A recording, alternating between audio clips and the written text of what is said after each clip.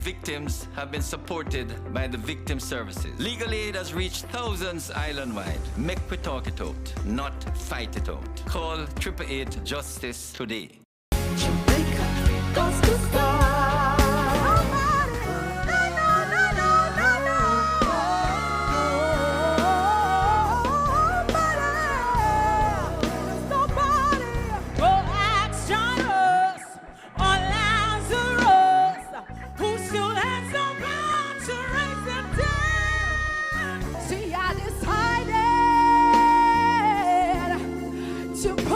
Trust in you. Through the storm, stand through the rain, oh, through every single heartache.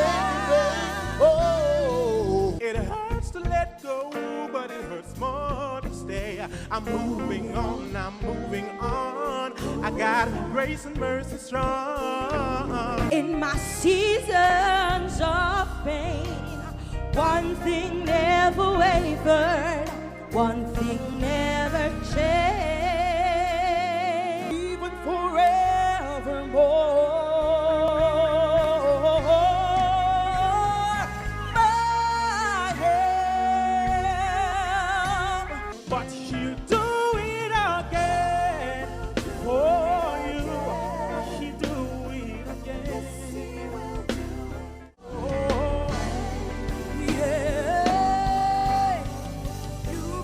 the glory, you get the glory, Father, you get the praise. I never would have made it.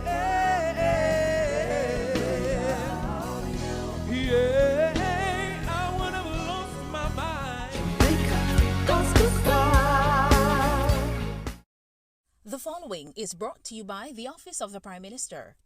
Your government is empowering you through education, training, and development. That is why we have removed all fees for every Jamaican accessing training through the Heart NSTA Trust. So, whatever you desire training in, food and hospitality, beauty and cosmetology, housekeeping and hotel management, welding, carpentry, masonry, or any of the dozens of programs Heart offers, you can enroll completely free and change your life. We are building Jamaica. The proceeding was brought to you by the Office of the Prime Minister. Yo, babes, why me I call you so much time and I not get you? Sorry me lick you again yesterday. Yo, me know me mess up, but I can't wear them something there road and I expect me to react. I know me jealous and fool and easy to lose my temper, but call me back here. Still not get tired. Hey, girl, think me have to call your phone? You know who you are deal with? You think I want lick me again next time? Eh?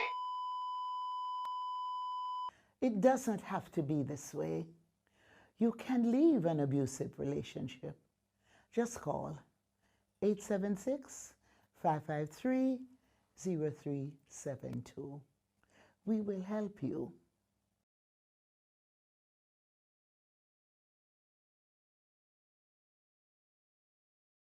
Peace is a choice we make every day. When we come together with love and understanding, we create a future free of violence and fear. Let's stand united, build bridges, and nurture hope for our children and our communities.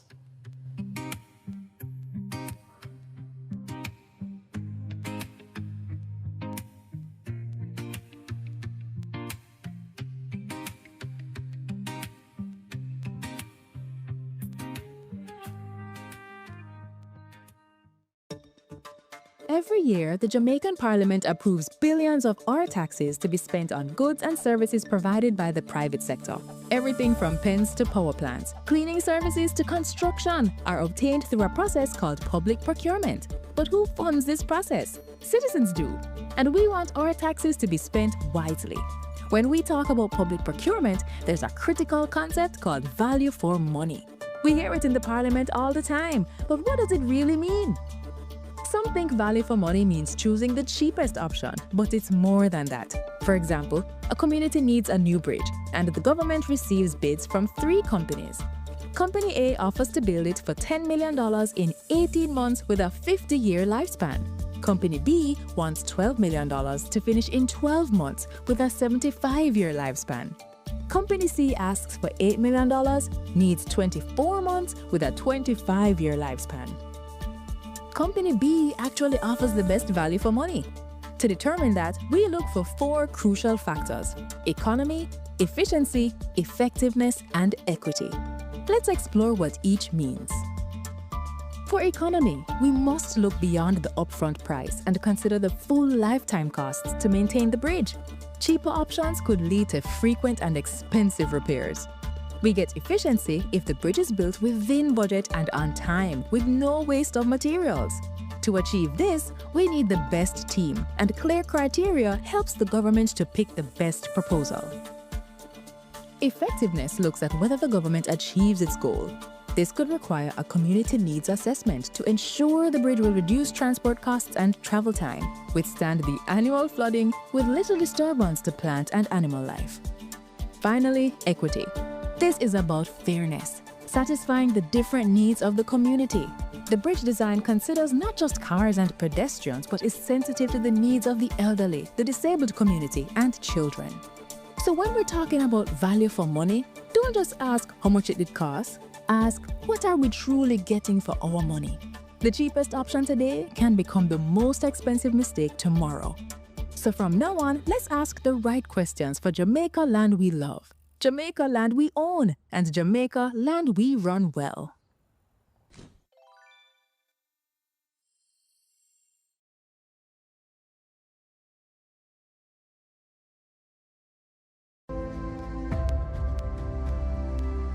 I wonder who that somebody be. No, sir. Let me look for my glasses. Oh, that somebody look like right, sir. It's Lottie, walk on.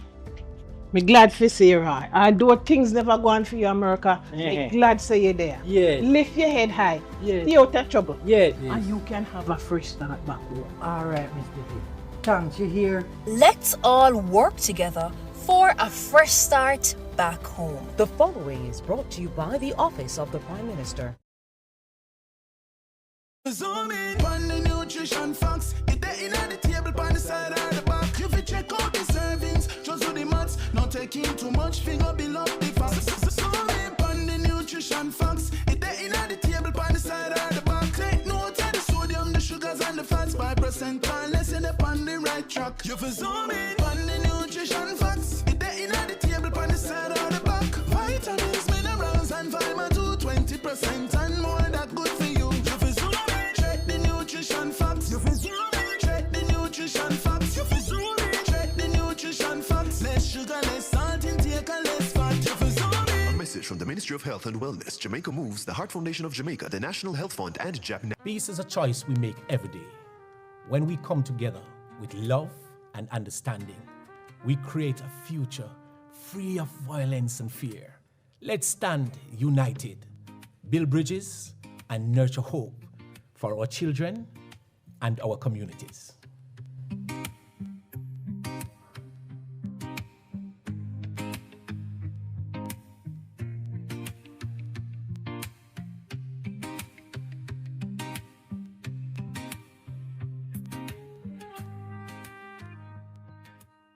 Most Jamaicans will tell you corruption in politics is deep-rooted, and I just saw it set, and nothing can do about that. But actually, there is, and another 152 countries are doing it. It's called asset declaration, and it works best where citizens themselves understand it and help to ensure the law is enforced. Corruption happens when public officials abuse their power to benefit themselves, family, or associates. Jamaica's Integrity Commission Act was designed to prevent corruption, and here are 5 things you should know. 1. Under this law, every year MPs and senators must report what they earn, own, and owe, and if they don't, they'll be sanctioned. 2. Their report must include the same kind of information for their wife or husband and children. 3. If they get a gift worth more than $100,000 from anyone who's not family, they must declare it. 4. A summary of the declarations of our Prime Minister and opposition leader must be published where the public can read it. 5. Parliamentarians can now be prosecuted by the Integrity Commission. They can be fined up to $2 million or serve up to 2 years in prison if they don't file their declaration or if they give false information, and $500,000 for not filing on time or ignoring requests for information. Unfortunately, our parliamentarians made changes that prevent the public from knowing when they've broken the law or when they're being investigated. We really need to change that. Visit jampja.org to find out more about the act and to track if your MP is obeying this law. If they're not, JAMP's MP Tracker will help you write, tweet, or call your MP. Ask them, you submit your declaration yet? The Integrity Commission clear you? Let's help the Parliament stay honest. A message from the Jamaica Accountability Meter Portal, funded by the European Union and the Inter-American Development Bank in partnership with the Private Sector Organization of Jamaica.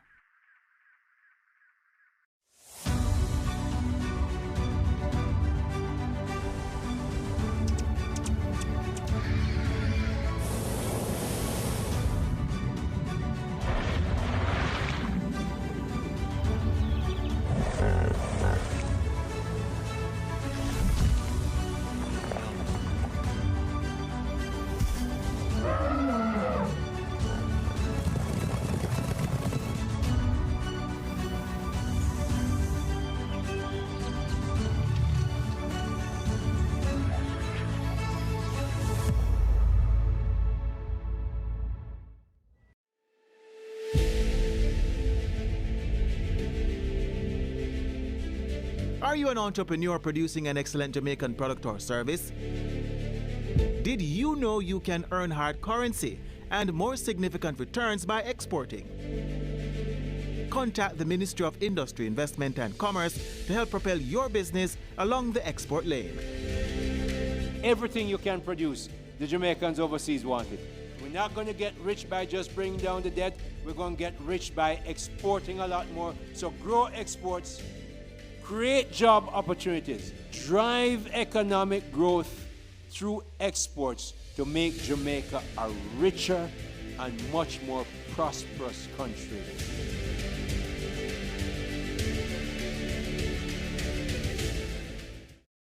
The following is brought to you by the Office of the Prime Minister. To fight crime and violence in your country, your government has invested over $9.7 billion into national security systems. This includes the construction and renovation of dozens of police stations, the acquisition of critical security equipment such as patrol vessels and police vehicles, the recruitment and training of more police officers, and the build-out of the Jamaica Defense Force. Your government is investing in your safety. We are building Jamaica. The proceeding was brought to you by the Office of the Prime Minister. Cook it up and make we steam it. Fresh so me need it. Tilapia a real fish. Cook it up and make we roast it. Farm fresh so me need it. Tilapia a real fish. Grow smart at the best part. Food for thought so me have to eat smart. Easy cash, fully net. A tilapia so you don't know what's next. Cook it up and make we fry it. Fresh so me need it, tilapia a real fish. Bring home the best in freshwater fish. High content of vitamin B3, protein and potassium. Tilapia, simple, healthy, delicious. Each year, the Jamaican Parliament approves billions in tax dollars to buy goods and services for Jamaicans. Awarding contracts to private companies to provide public goods and services is called public procurement, and it is a major hotspot for corruption. Can citizens spot the red flags in public procurement and help the government protect our taxes? Yes, they can. And here are 6 to watch for. Direct contracting. When contracts are frequently awarded to one supplier without other companies competing to offer a better price and quality, we usually end up paying more and getting less. Contract splintering. Big projects need big money and higher level approvals. But if the contract is cut up into smaller ones, it won't need external approval from offices like the Public Procurement Commission or Cabinet. This makes it easier for contracts to avoid additional scrutiny. Timing of advertisements. Contracts advertised during distracting periods like the holidays can result in less competition and a really strong advantage for the favored company. Like Christmas time, work slows down and companies are less attentive to business opportunities. Emergency contracting. Claiming emergencies allows officials to legally bypass normal procurement rules, making it easier to award contracts to favored companies. Contract timing. Contracts awarded just before or after election can be payback for campaign support and not based on what Jamaicans really need. Collusion. And what if penalties are not enforced when work is poorly done? This could be a contractor and public official working together for private benefit. And if it is, this is collusion. These flags do not prove corruption, but they trigger questions that citizens must ask. So mind your business, Jamaica. Visit the JAMP procurement tracker to monitor government contracts. If you spot these flags, use our ATI tool to ask questions and demand accountability.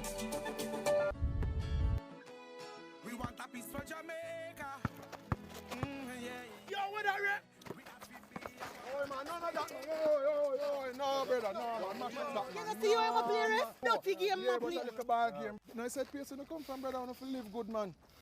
I want to live good, brethren. No shake hand, I want to play a little ball, brethren. Really have to shake hand? Yeah, man, and no badness, brethren. Just live good, man.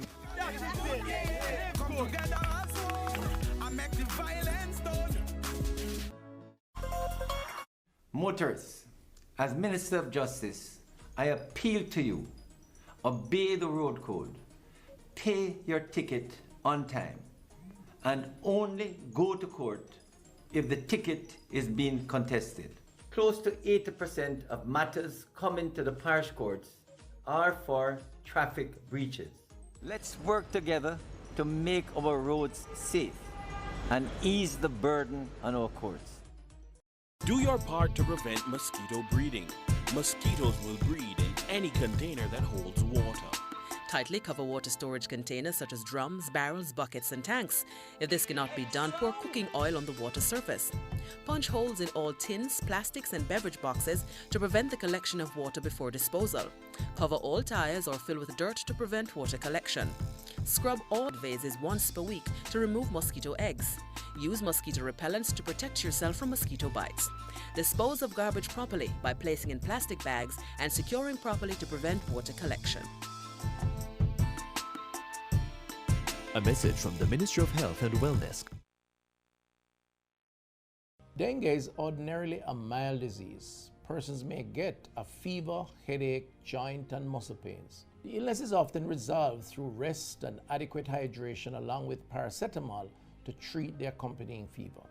However, on occasions the illness can progress to severe dengue, which can result in organ failure, bleeding and severe fluid depletion that can lead to shock and even death.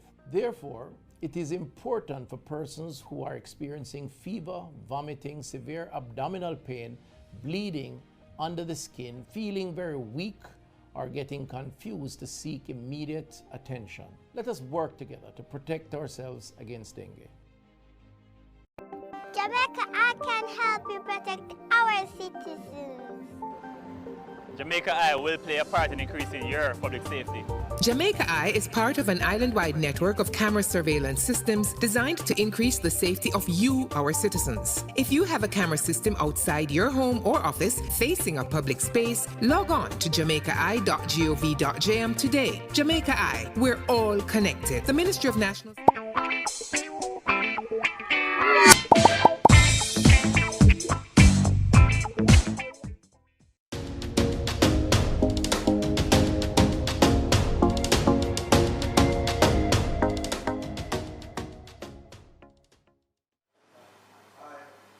Any other nominations?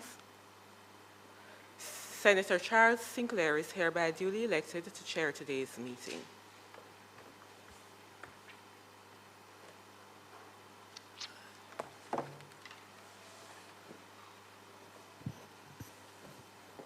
All right, good morning, members, good morning, the team from the Parliament. I now call to order the Standing Orders Committee for July 10, 2026. Prayers from Senator Gale. Let's pray. Most righteous Heavenly Father, today again we thank you for lifting us up, for making us see the light of life. Again, as we go through the nation's business, you know we can't do this without you in terms of your presence, your guidance. You help molding our thoughts as we go through these proceedings. Lord, there are those who are not yet with us. We ask you to guide them so that they too may be present as we go through these proceedings. In your always merciful name. Amen. Thank you, Senator Gale. And are there any apologies for absence? The substantive chairman is not able to be here today and extends his apologies. Any other? No? All right. I'll just extend brief welcome to all who have made it here so that we can proceed with this meeting and trust that we can get certain things signed off on and conclude it today, and we move along with the deliberations in respect to this Standing Orders Committee. So we'll have the reading of the minutes, and they were circulated. And page 1.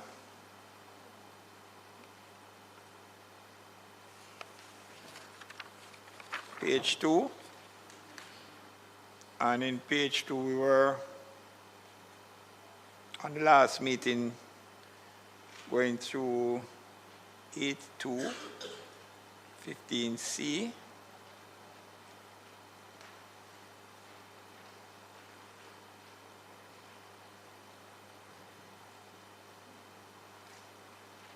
and there was a particular discussion which took up most of the meeting in relation to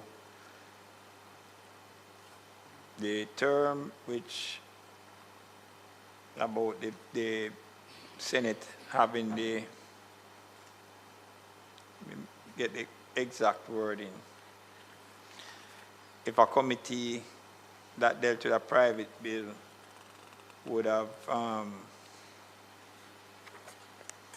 come to some adverse finding, that the report on a special, what was it, Ms. Jimenez?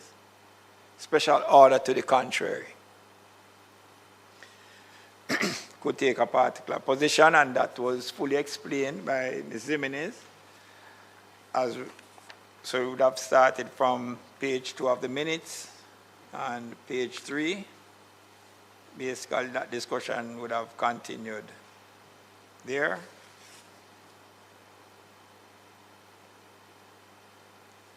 And page 4, continuation of the same.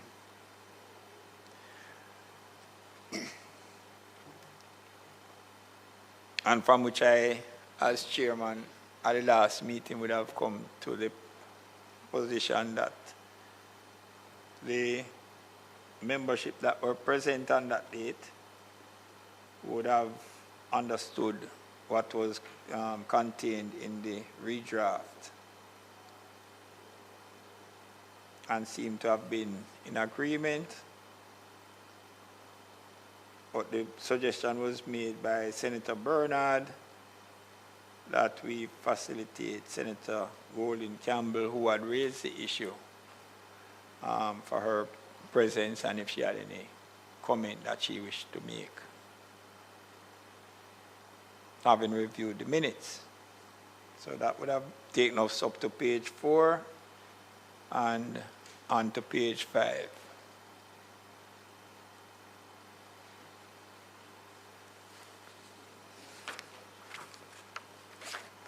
Can I get a confirmation, please? Moved by Senator Gale, seconded by Senator Tavares.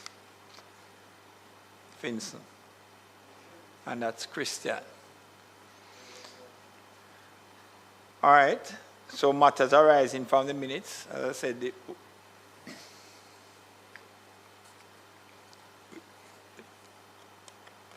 was the clarification that was requested by Senator Golden Campbell, and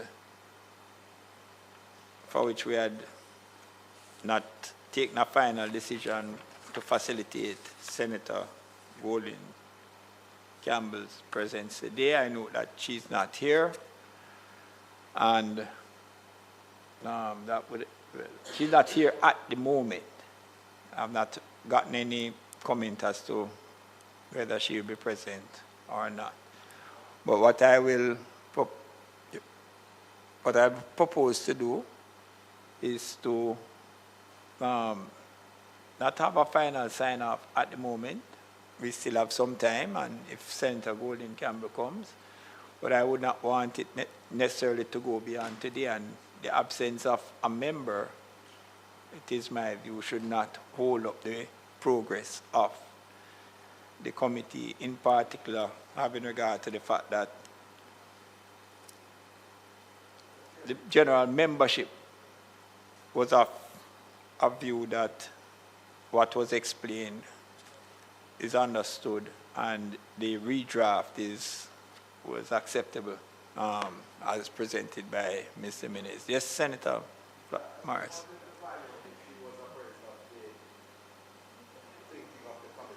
Okay, turn on your mic so that.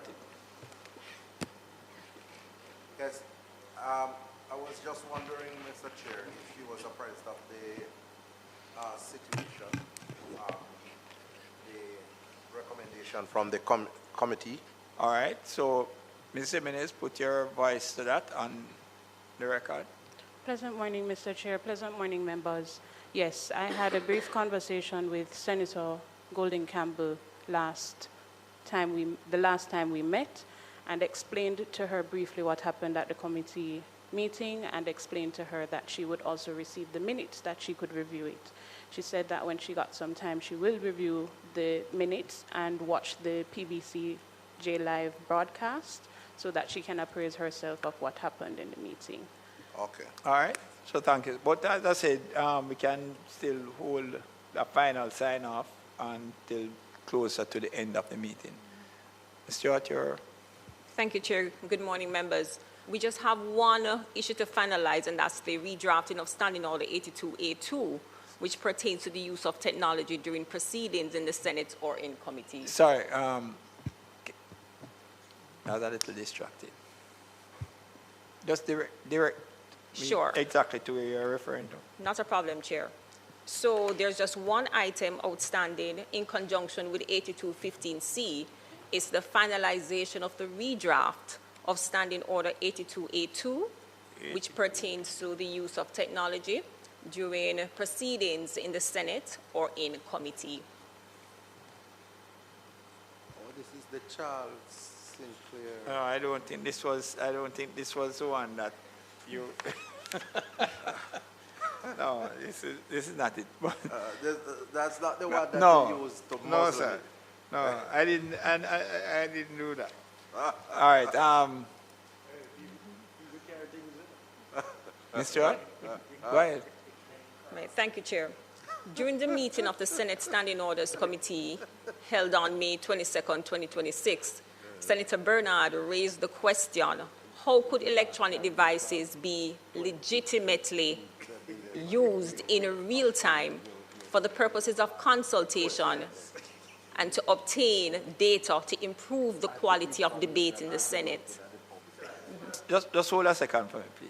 Because I want Senator Floyd Morris to pay attention to this. Thank you. So Thank that you, you know. Mr. Chair. Sorry about that. Yes.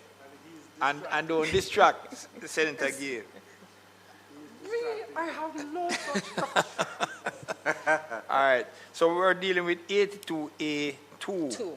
And that basically was how persons would have used electronic devices in respect to probably getting information as they were doing presentations and so forth from external sources. Very well. Yes. That's correct. So as reflected in paragraph 3, page 3 of the minutes for our meeting on May 22nd, Senator Bernard had raised a question regarding the legitimate use of electronic devices for real-time consultation to obtain data to improve the quality of debate in the Senate. Now, the original provision states, the use of devices referred to in paragraph 1 of this order is not permitted for external communication with other persons during proceedings of the Senate or in committee. The proposed redraft, based on the deliberations as reflected in the minutes, is as follows. Members shall be prohibited from using devices referred to in paragraph 1 for external communication during proceedings of the Senate or in committee, except when strictly required to access, acquire, or present data to support parliamentary presentations and debate. Any such use remains subject to the final approval and discretion of the President or Chairman in committee. A simple redraft. All right, is that documented? That the Yeah, I typed it. you typed it on your device, But I'll circulate but it. it has not been circulated. Right. Just go through it. Huh? All right, just go through it Let again. me go through it slowly. Slowly. So listen, members. Members shall be prohibited from using devices referred to in paragraph 1 for external communication during proceedings of the Senate or in committee, except when strictly required to access, acquire, or present data to support parliamentary presentations and debates. Any such use remains subject to the final approval and discretion of the President or Chairman in committee. For my purpose, Mr. Chair, could you just repeat the list of technologies that have been?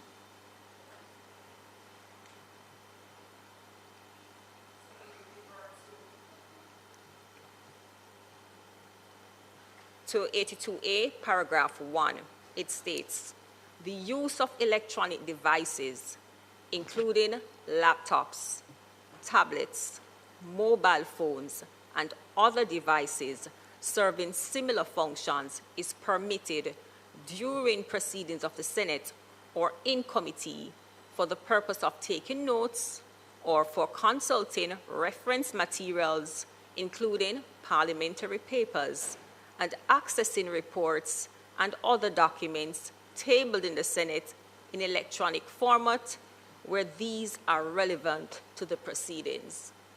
So that is what constitutes electronic devices.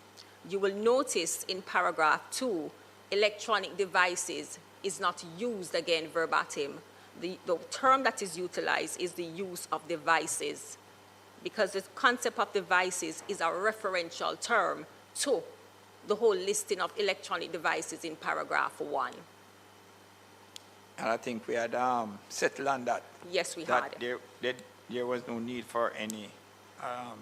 Right, so that is the rationale for just sticking to the whole language, the legislative language that was encapsulated in paragraph 2. Stick to it and use the concept of devices instead of electronic devices. Sorry, just read your last line. The last line states, any such use remains subject to the final approval and discretion of the President or Chairman in committee. To provide assistance in terms of the applicability and the understanding of the redraft, it is reflective of 85A2, 85A6 rather, which speaks to the use of laptops and other forms of technology as audio-visual aids, subject to the discretion of the President and the Chairman. So it's a matter of maintaining the language. Did you make reference to this in the very last 3 words, I believe, states in committee?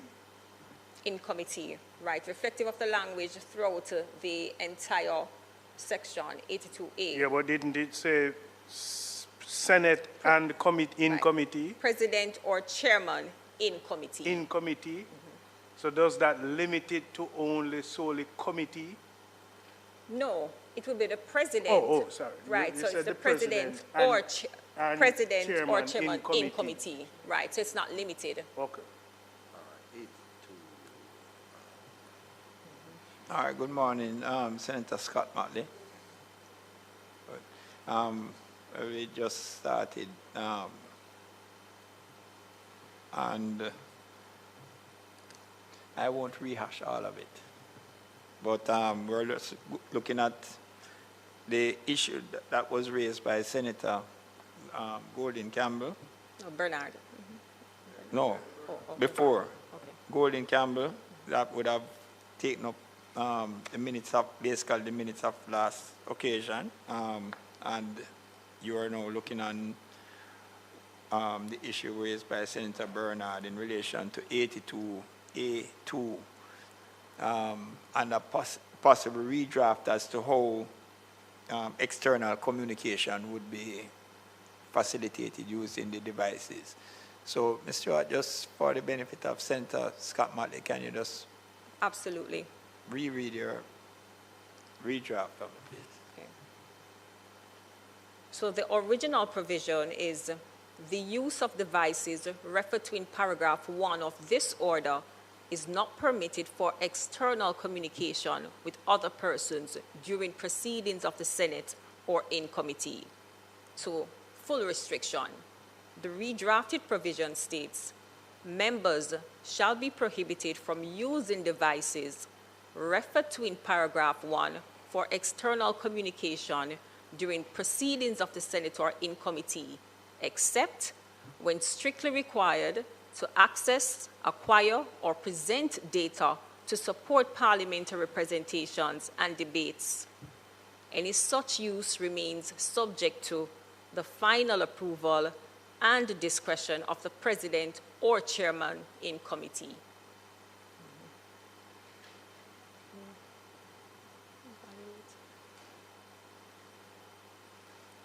Any No, you first. I believe that it is an improvement, a clear improvement. Because we do know it is really bringing into the standing orders what sometimes happens in practice where you access data and so on. Because the phone, mine stopped working last week and I realized I held my life in my entire hand. I couldn't even make a bank transaction. The phone has become a different sort of device now from it used to be. I do realize, Council, that the integrity of the member comes into how this is used. Because there is no way that you're going to be able to seek the permission of the chairman or the president in circumstances where you need to do that. And I think it would be quite tiresome for any presiding officer to have to grant approval. So yes, I prefer it by far, but members must be aware that it relies on their acceptance of the standing order and their own personal integrity. I don't see how you can do otherwise. I think that it has, in fact, been a good expansion and bring some clarity. Sent again. Chairman, we're coming from a very far way with this particular clause. I recall when it was never here, and we could never have utilized it in any way, shape, or form because there was a certain president that is today sitting in front of me, who I don't know how he would have known that anybody would have been using it. And so we sought to insert it. I really would want to see, though, have visual of how it is drafted. Why I'm saying that is that I know Senator Bernard, who is not here, would have sought clarity at every point in time we submitted a particular version, because he really wanted to see clarity in how it works. And every version that would have been applied, he would have created another opinion in his mind. And so we really want to see the drafting of it, to be able to review it, to ensure that there's no ambiguity nor repetition of the respective clauses. Well, Senator Bernard, I think, just wanted it to be excluded because he was of the view that in today's age, I mean, you may require certain information, but it is there based on the proposed draft to be specific as to what Senator Scott Motley said in respect to how it would actually, I mean, work. It comes down basically to the integrity of the individual. Right? And I don't see where you can get influences, because I think that may be the concern, or a concern in respect to external communication. Persons walking here already knowing, for the most part, where they are going to come down in respect to any particular issue. Right? So using it to acquire information, data that is relevant to their presentation, and to obtain that from wherever, an external source. They may have aides that they work with in respect to assisting them in their own preparation, but having heard the debate, they may just need to add something else that they may have excluded. I can't see what the issue is with that. Let me add that I don't agree with excluding it altogether. I believe that there is a need for some kind of level of control. Control, yes. Otherwise, you might find out that people take such enormous advantage of it that everybody is on the device while the sitting is taking place. And even though I am sometimes guilty of doing that, I have watched sittings where it's almost even behind, where people are even behind a speaker, and they're on their device. Yeah, but I don't think that is it, because one allows you to do it, you know, if you are doing it consulting reference materials. I know, but I'm saying that in the circumstances, it would not appear to me, the onlooker, as though it is a serious use of the technology. I'm just making the point that if you just remove it, yes, you still have to have some restrictions that make people aware that there are limits on how it should be used. And that is why I prefer that there is a rewording rather than an exclusion, as was suggested by Senator Bernard. Yeah. Yes, Senator Gill. The mere fact you couldn't exclude it is that it is a means of using it as a device even to make your own presentation. Your scripted presentation could be on the device, you know. And I've seen, especially in the other place, where members use it to make their presentation. So you couldn't exclude it. Yeah. I think Senator Bernard may have wanted to have the exclusion as a privilege. So if you exclude it from it, then it gives you a wide opening to be able to use it, which in the first instance, that was not intended. That kind of approach was not intended. All right. I don't want to break too far, Senator Golding Campbell. So we're looking at the redraft for 82A2. So that's okay. The, you heard the proposed redraft? That's your... I did not hear the proposed redraft,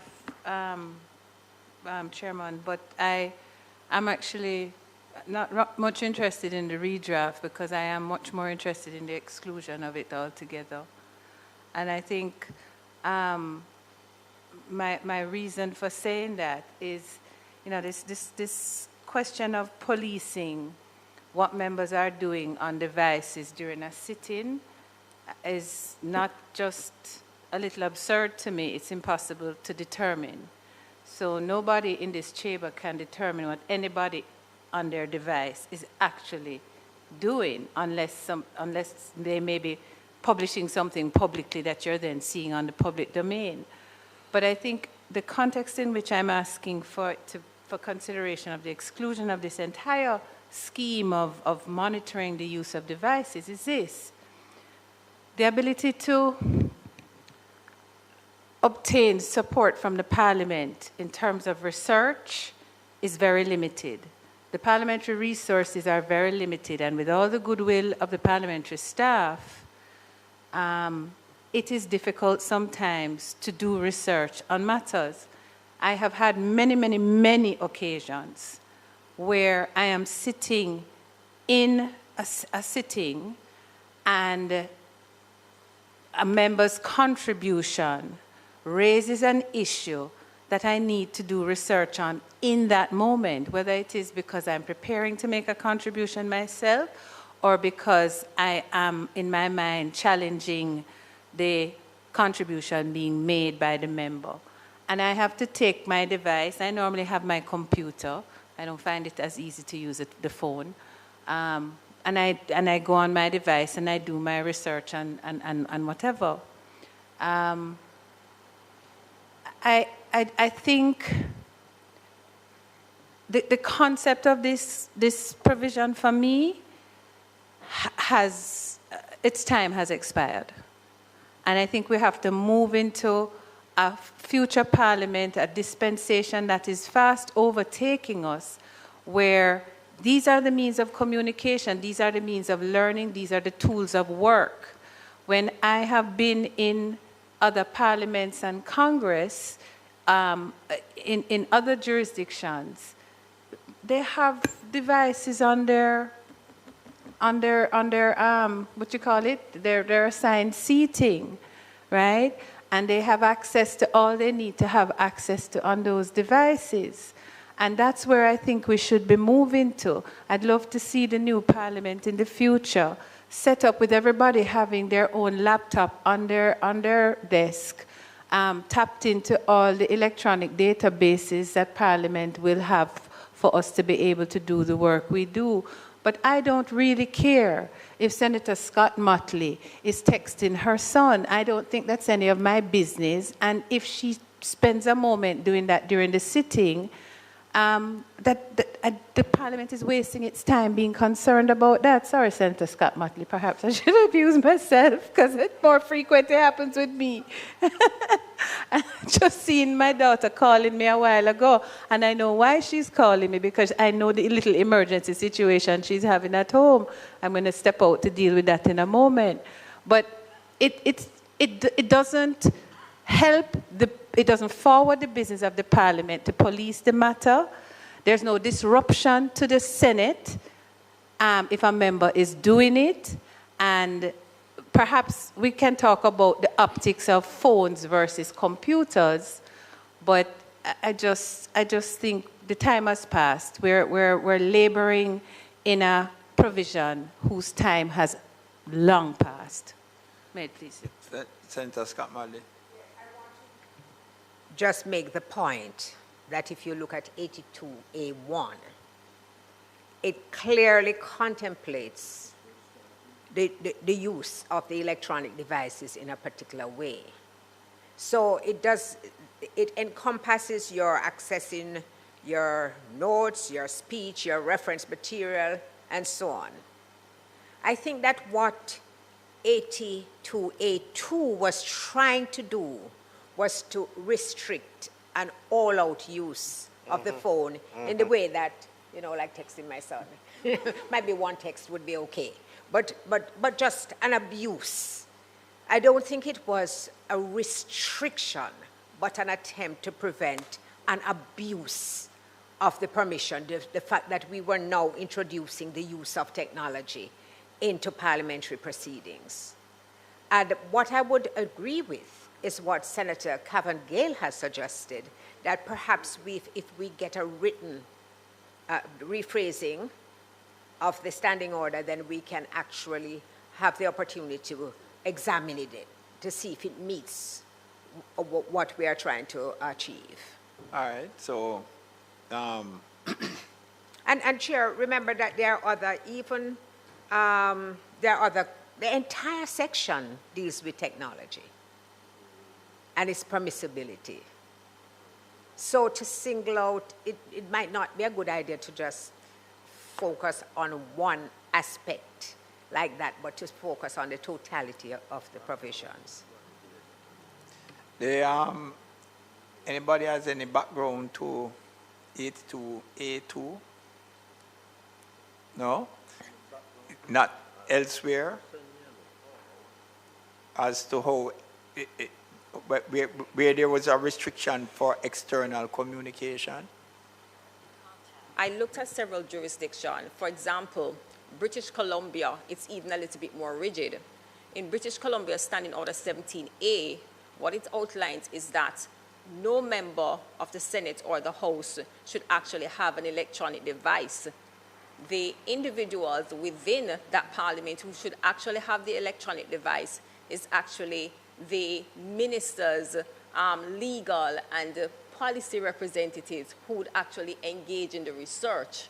So it is a bit rigid in some other, more rigid than this in other jurisdictions. Yeah.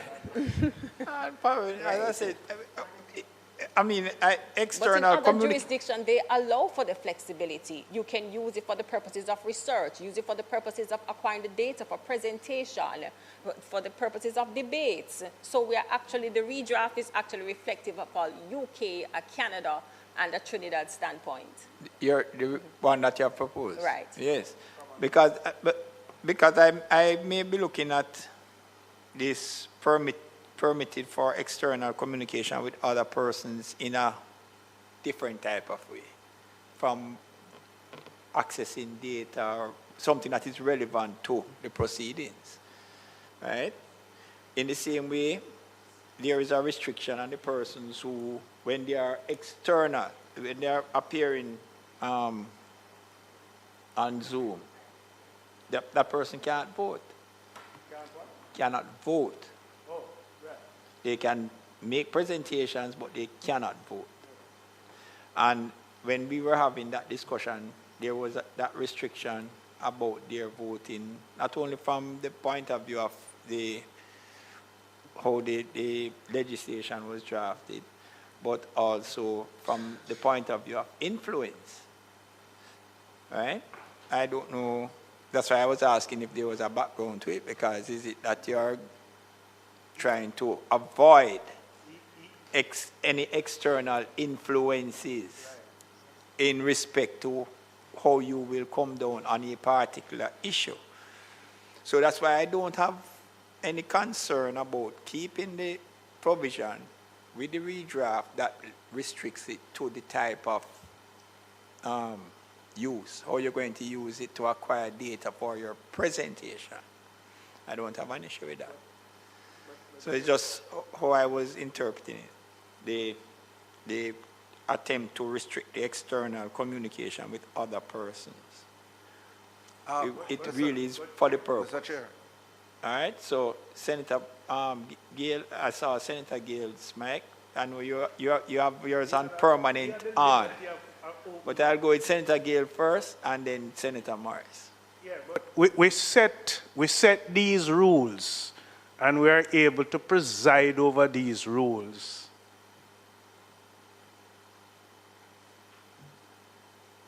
We are able to preside over these rules as either president or chairman within the chamber. But those who we utilize or give the opportunity via Zoom or whatever other means digitally connected, you can't preside over them or whatever they do in terms of these rules that are applicable here. You can't. And so the limitation that they have is solely that they don't have the ability to vote nor make quorum.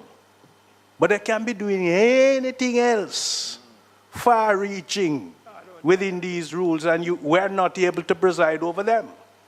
I kind of disagree with you, and that is why there is a requirement that you must remain on screen Yeah, but whatever you remain on screen, Mr. Chairman, whatever you remain on screen, you can't tell whatever anybody else is doing. Your dress code is controlled. Yes. And that's why you remain on screen. My dress code is visual from I enter the door.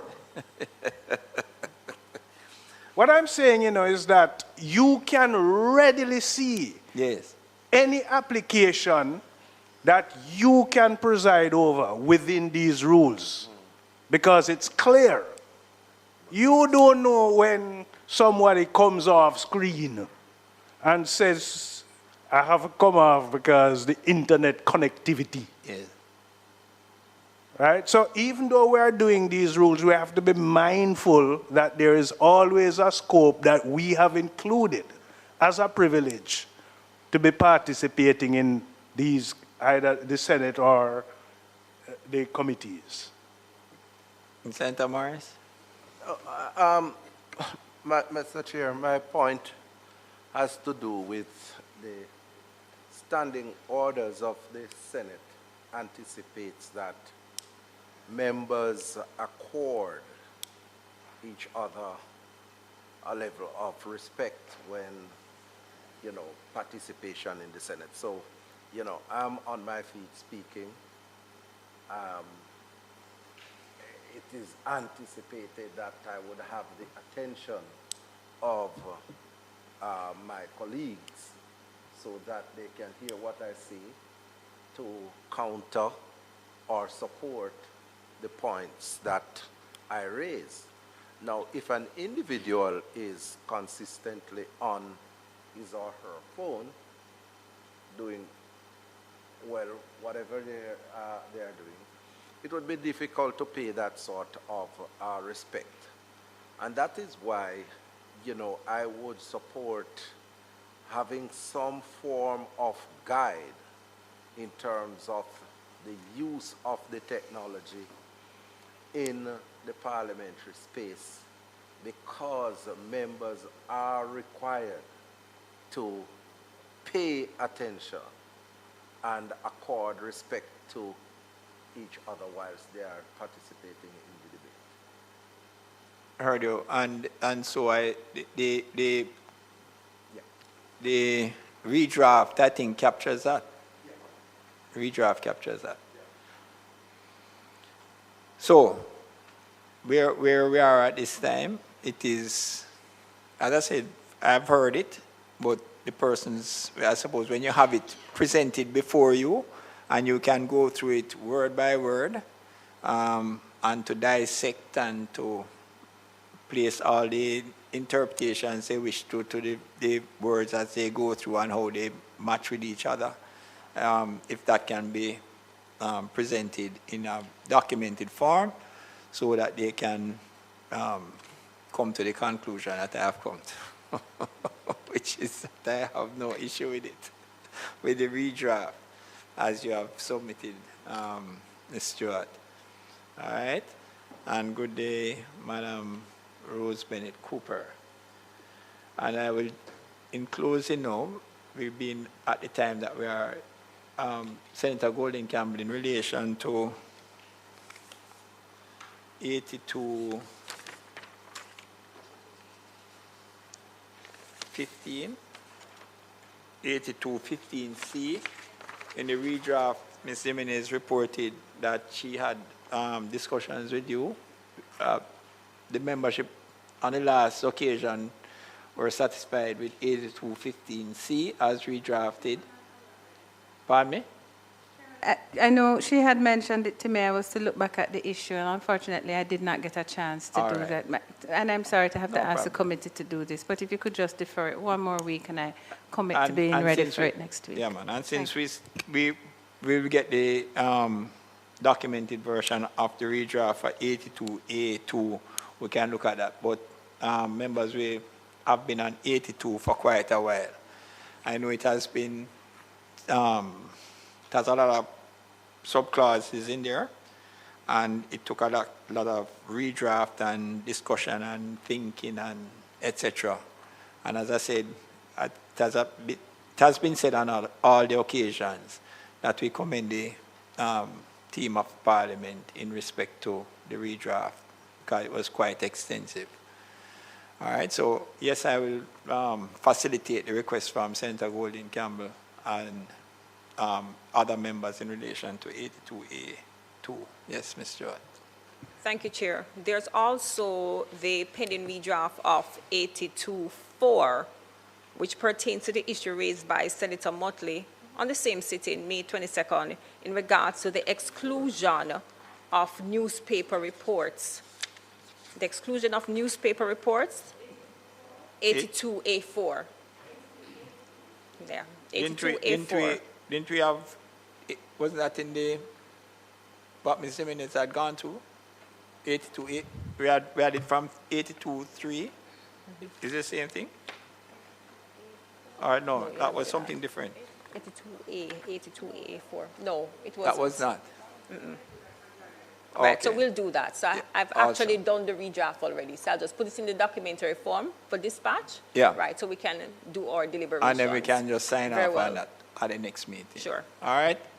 Members, thank you very much. And I'll ask for a motion for adjournment of the Standing Orders Committee meeting for today.